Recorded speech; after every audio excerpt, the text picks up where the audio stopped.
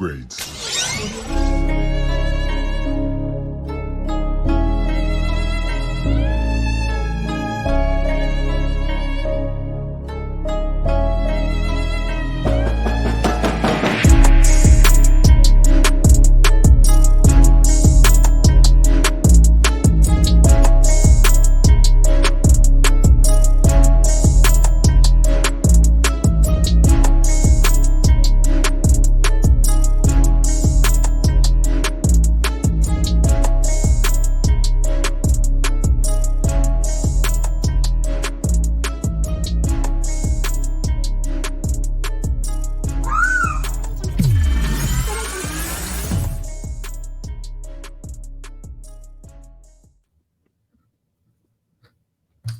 All right, ladies and gentlemen, we are here to talk about Talk to Me. Lucas had the honor of checking this out early at South by Southwest 2023. And I saw it when we went to San Diego Comic-Con. We were able to interview both of the directors, Danny and Michael. We were able to go and screen the film. And then we actually had like an event right after that, which is a crazy activation. We'll show that footage of that a little bit later on, but for now, we're gonna talk about this insane film. I'm gonna let Lucas lead the way with this one because I was just scared the most of the movie. Hey, when I saw this film at South by Southwest, this is my favorite horror movie of 2023. It is a great film, and I had the privilege of taking Sam and other JVS member Mike, who Jedi Mike, for all y'all who don't know, our little brother, to also see this film and watch both of them completely freak out at this movie. It was the funnest experience of my life to watch both of them freak out. As both of them asked me before this film, "Is it really scary?" And I said, not really. You should be. He didn't say nothing. No, he was like, he kept his mouth shut, and I was like, "This don't feel right. This don't feel right at all." All I said was, "This is one of the best films I've seen this year." He did. And as Sam told a very famous blogger that we were sitting next to, Lucas does not say that about films that aren't good. So I don't know what this film is, but I'm a little worried because he likes it a lot. And that is Talk to Me, which was an independent film that was picked up by A24 at South by Southwest and now released nationally this week. Oh my god. So look, I feel like you should drive this because the thing about this film is, one, it opened up in such a way that it set the tone for the whole entire audience. Not just me as a person watching it, but the whole entire audience. We were in there. It's like, oh, okay, it's a party scene. Something's going on. Somebody's trying to find somebody, and you find somebody in a room, and it's like, okay. Then something crazy happens, and then it gets progressively worse, and we're just stuck. And it happens so horrifically, but so quickly that I was kind of like, horror movies don't naturally do that. Like normally it's kind of like a build or it's a little bit of levity in the beginning. Like, no, like they're like straight through the eyes. You're going to catch it all. And I was kind of like, I was intimidated.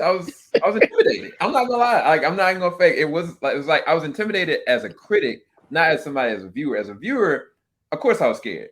But as a critic, I was like, dog, you that bold to go in that quickly. What are you preparing the progression of this? How worse can this get? So yeah, Lucas, I'll let you. Right, so let's for people who don't know, Talk to Me is about a group of friends who conjure spirits through an embalmed hand during house parties. It is all about a group of teenagers who are friends who use this hand to just conjure random spirits at will. And it's never explained to us really how they came into possession of this hand, especially not in the first couple of acts of the film. Right. And it's not explained to us the powers of this hand. All we understand is that if you touch this hand, it opens you up to a spiritual world, and any spirit can transfer themselves through your body. So the film is about these teenagers who are experiencing this and who actually think this is a game, think this is a joke, and the consequences they must face for not understanding exactly the ramifications of doing these actions can lead to. Yeah. Yeah, it's very fascinating because when I was watching, I was like, I felt so old because I was like, kids, stop it. What are you doing? Like I would see like random person like vlogging like with the hand and something terrible. I'm like, are y'all crazy? Like, what are y'all doing? And what I started to realize is that this hand, yes, it is very demonic and very messed up, but it also is connection to, somebody trying to, what's the word, escape. Yep. Whether it's their family situation, whether it's their constant, they're doing this for a reason. And it becomes more like a substance abuse issue because addiction Yep. starts to come into play with it with certain key characters. But I think the thing that I appreciate with Danny and Michael and the way they wrote this, you understand why these people are finding addiction and pleasure with doing this, but the ramifications of it, like they don't understand it because they're kids and they're Mm-hmm. to go for it. And I think that adding that element from a horror perspective is fascinating because I don't know where this is going to go, but I know that every single time it progressively happens, it gets worse and worse and worse. And I think that the way they set up horror, where they set up suspense is very fascinating because they throw you completely off your head. There's one scene happens, I think, maybe in the first 20 minutes of the movie, maybe 30 minutes of the movie. Uh-huh. And they're kind of going and doing rounds all of a sudden. And they pick one person. And I was like, math ain't math, and I don't think this is a good idea. And they do it anyway. And that scene, the way that scene goes, may be one of the most horrific things I've had to witness in a movie theater. I've seen some terrible movies at home, but I haven't been caught in a movie theater seeing something that I was like, I don't want to see anymore. And it just continues to go and go and go. And I'm fearing that it's just going to get worse. And so everybody around us in the theater is like this. Like, Yeah. no. And the way they set that scene up, dude, like they using very good practical VFX, very good actors to really sell these possessions, sell these ramifications of the scenes. So the acting, man, I gotta commend that. I was gonna curious your perspective on that, and also scene setup as far as the suspense. I'll start off by saying first that this is the first possibly cerebral horror movie since the It Follows for me, where there's a deeper context behind the meaning of the film. I think you said it perfectly, that it feels like it's a film based off of addiction. Yeah. Because we see what the hand can do and we see the high that these kids get off of the hand. It almost reminds me of, again, It Follows, and we saw how that was kind of an allegory for a traumatic disease that certain people can get at certain times, and how contact with people can lead to that disease. I think this is the same thing here with Talk to Me. It was more of addiction, and how once you get a certain high, you will chase that high to reckless abandonment. And that's what we get here with the kids. As it pertains to the performances were absolutely great. I want to make sure I say her name right. Sophia Wilde, Yep. who plays Maya, is, my goodness, she is phenomenal in this film. I mean, Oscar-worthy phenomenal in this film for her performance here. And we see the traumatic elements, not only that she's going through in life, but when she touches that hand, or even at points where other people touches the hand, how and that affects her. And at no point in time in a horror film does her performance not feel genuine. And that's what helps push this film forward. It's her performance. Because we understand the backstory of Maya and everything that she's going through. And the way she uses his hand to escape her own problems, which leads to drug addiction. It's the same exact allegory of you using that to numb your own pain. And she's using a hand at times to numb her own pain. But we see the consequences of her numbing her own pain. It is amazing the way they do it. But in general, just the setup of all these characters are perfect. Yeah. Like none of them feel out of place at all. Maya, while Maya is the strongest character, no matter who we get here in this film, all of them are great and haunting. And it almost leaves you with a desire to want better for them because you're questioning, why would you do this to yourself the entire film? But then you also understand you're dealing with children. Right. You're dealing with kids.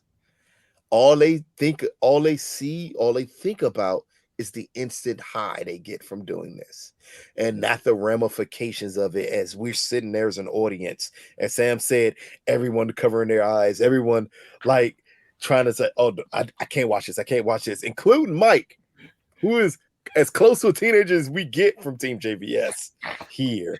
It was certain points of this film that Mike had his hands buried in his eyes and was like, nope, I'm not watching this.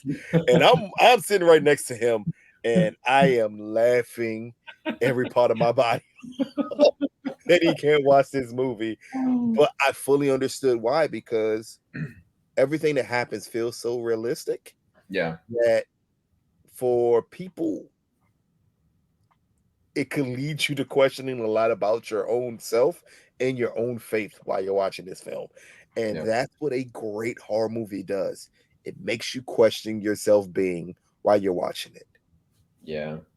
Yeah. One of the things that I wanted to touch on with the addiction side of it is like I look at a show like Euphoria, and one of the key scenes in the second season is when Zendaya's character is kind of caught, and you see the ripple effect that happens from her choice to follow this high and addiction that she can't stop. She can't stop because it's a need there.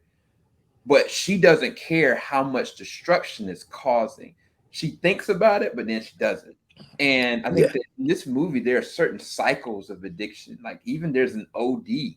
There's so many different facets of what addiction does that you could take this movie and use as a case study of like substitute the hand with any substance addicted drug or whatever you're addicted to, and it can be an instant replacement. That's the thing that like I didn't catch that until I want to say like days after, because I was so scared. Like I was like, it was a great horror movie, but then I didn't think about what was actually happening.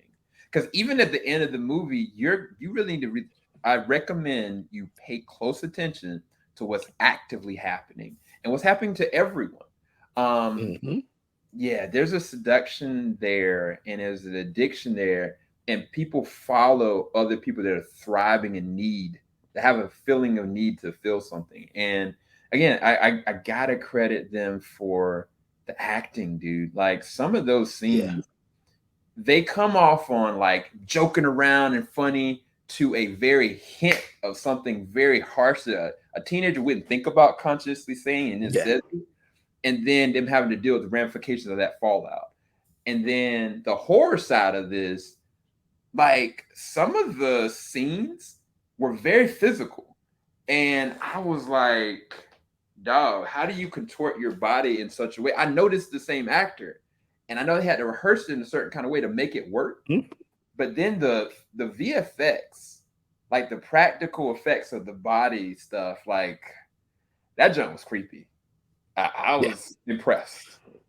I was impressed. I mean, right now, and I don't think I'm alone in thinking it, that Australia, which this is the country that this film is originated from, is possibly, along with South Africa, is possibly the leader of innovative horrors right now. Me and Sam reviewed 2 years ago a film from Australia that was a horror film that is quite possibly the most disturbing film we've ever seen in our lives. Yep. And when it was announced that Talk to Me was from Australia and I saw it South by Southwest, I kind of already knew, like, okay, I'm going to be in for a ride here. Because currently, again, besides South Africa, no one is doing horror as good as they're doing horror as a country. And here, it is not disappointed. Again, this is for me, the most thought-provoking horror film since It Follows.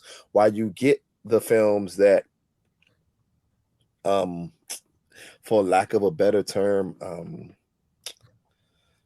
are more cerebral in the Babadook or The Witch for the horror movie market, when you get these films that are genuinely scary, but decide to use other elements of regular life and regular issues that people go through and transfer it into a horror-like atmosphere, like Talk to Me does, like it brings a different presence to it.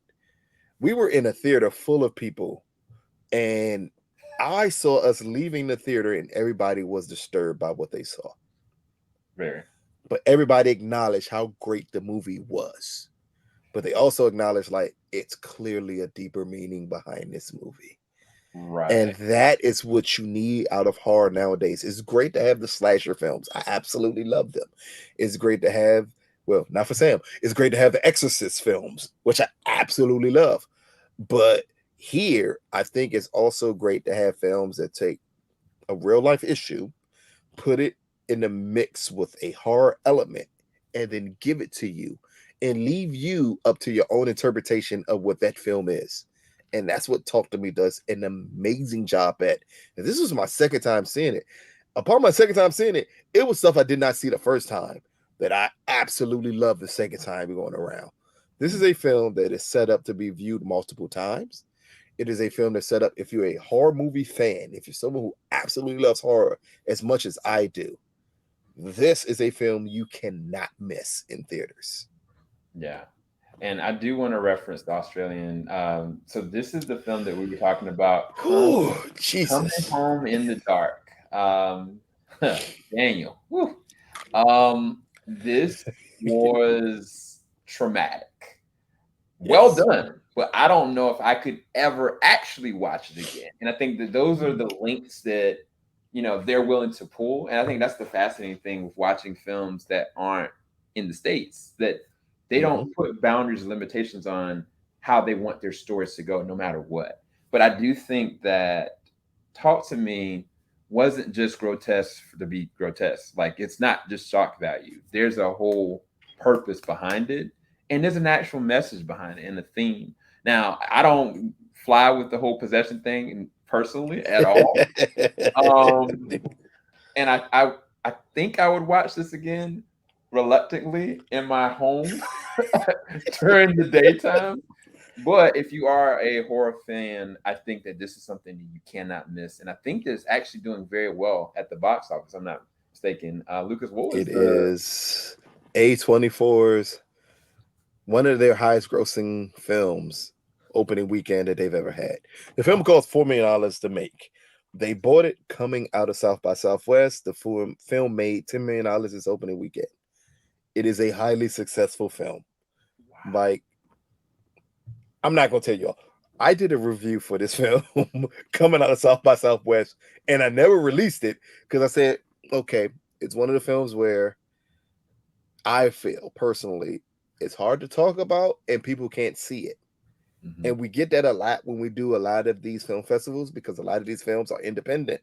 Yeah. And it's hard to talk about a movie that you can't see months later. I learned that lesson, and I think Sam learned that lesson also from us doing the review for The Blackening, which we absolutely love. But it was a year later that almost people got to see that film.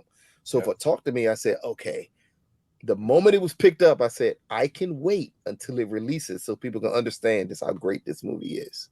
Right. And that's what, there's not an element of this film that isn't horror perfection.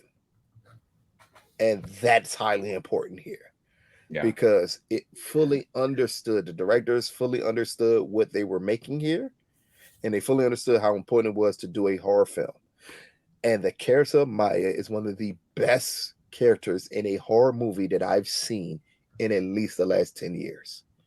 She is great in this film. Sophia is amazing in this character because there's so much put on this character in this film, down to the backstory of her losing her mom and everything she's having to deal with, the grief. And then you compound that with the grief with her not fully being accepted among her friend group, to her deciding to do what she does with the hand, which to me is an allegory for drug addiction.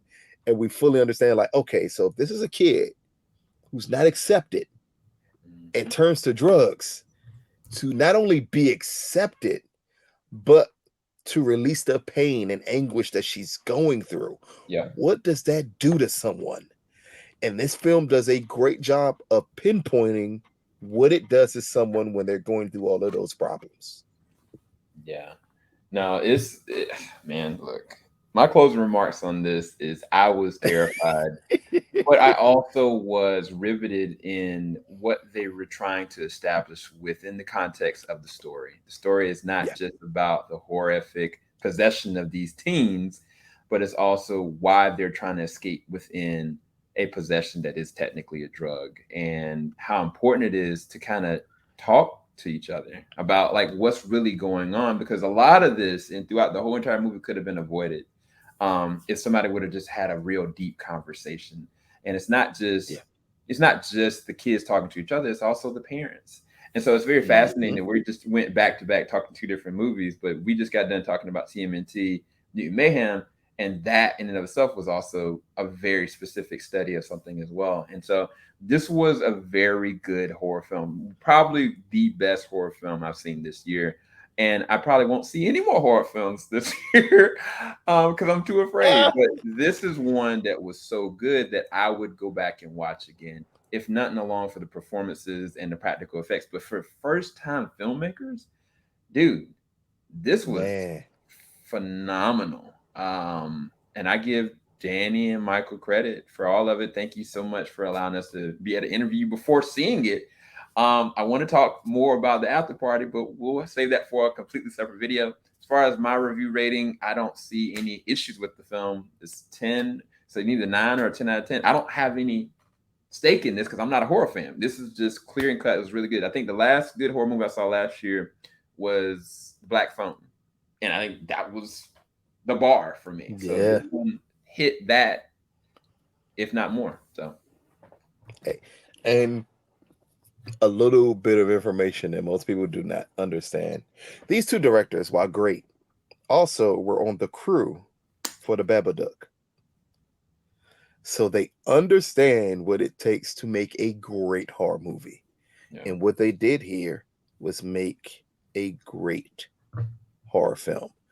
I mean, even shout out to Mike, our member of Team JVS, who, look, he made my enjoyment of this film even better from his reaction to this film. He was so excited about this movie, especially after interviewing these two talented gentlemen. And he was terrified by the end of this film, which again speaks to the quality of this film. It's something that I think if you're a horror movie lover, you should see. If you are not a horror movie lover, you may need to stay away a little bit and make sure you get a group of friends, and then maybe you can see it then. But don't see it by yourself unless you're a horror movie lover. This is a strict film for people like me who see every horror movie that comes out, and you've been waiting for that film that will scare the bejesus out of you. This is that film. And I've seen it twice, and it caught me the second time as much as I got caught by it the first time. This is beyond being a great horror movie. It's just a great film yeah, with an absolutely amazing performance. Sophia is so great in this film that I hope when it comes to at least maybe the Spirit Awards, maybe anything independent based, that she gets the attention that she deserves for this film. yeah, It's that good. yeah. And for me, the rating easily 10 out of 10. Best horror movie I've seen this year. One of the best movies I've seen this year, but definitely the best horror film I've seen this year. And to me, it upped the bar on what should be accepted as a great horror film. Mm. And that's what's the most important thing. Because this is the best quote unquote, and I say quote unquote because the movie I'm about to mention of horror films, debut horror films that I've seen from directors since I saw Boy Behind the Door, which is still one of my favorite movies of the last 10, 15 years. Or even The Gin, which was their follow-up to Boy Behind the Door. Like, those are great films. And this is in that vein of understanding what it means to make a great horror movie. Doggone it, I need more directors to fully understand gore is not the leading cause of making a good horror film at all. Cheaply using your score to build suspense is not the way you do it. Take your time, make a story that's compelling, give great performances from your cast, and I think you could get a great horror film.